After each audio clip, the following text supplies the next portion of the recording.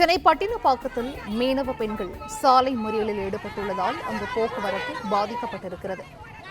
சென்னை பட்டினப்பாக்கத்தில் மீனவ பெண்கள் சாலை மறியலில் ஈடுபட்டுள்ளதால் போக்குவரத்து பாதிக்கப்பட்டிருக்கிறது. சென்னை பட்டினப்பாக்கம் லூப் சாலை ஓரத்தில் மீன் விற்பனை கடைகளை அனுமதிக்க வலியுறுத்தி அங்கு போராட்டத்தில் ஈடுபட்டு வருகின்றனர்.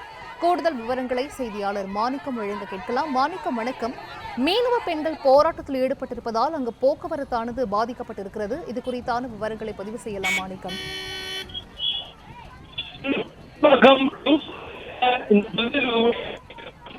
மக்கள் வைத்திருந்தனர்.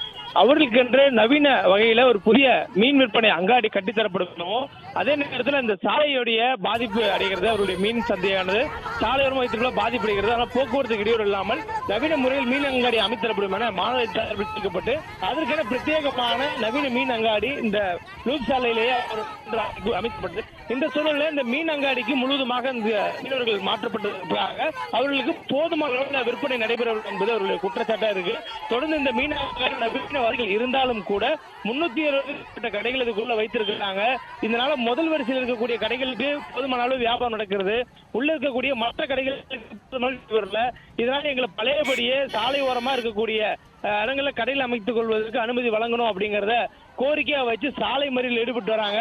அந்த காட்சியை தான் நம்ம பார்த்து வரோம். இந்த சூழல்ல இந்த சென்னையில நமக்கு மெட்ரோ பணிகள் நடைபெறதுனால லைட் ஹவுஸ்ல இருந்து சாந்தம் நெடுஞ்சாலை செல்லக்கூடிய வழியை ஒரு வழி மாற்றிருக்காங்க.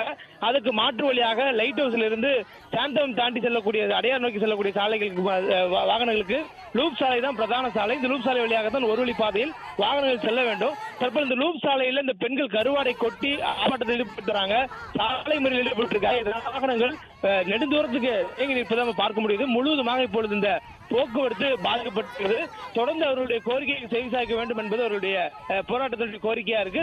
அதே வேளையில இந்த பகுதியில் அவங்க கடன் வாங்கி மீன்கள் வாங்குவதாகவும் வியாபாரம் ஆகாததுனால அது மீன் கருவாடாக மாறுவதாகவும் அவர்கள் கூறி அவருடைய மீன் கருவாட்டுகளை தற்பொழுது சாலையில கொட்டி அவர்கள் போராட்டத்தில் ஈடுபட்டு வராங்க.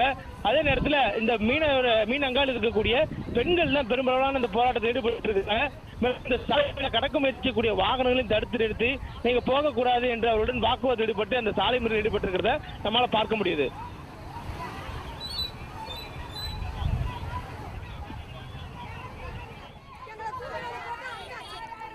விவரங்களை வழங்கியமைக்கு நன்றி மாணிக்கம்.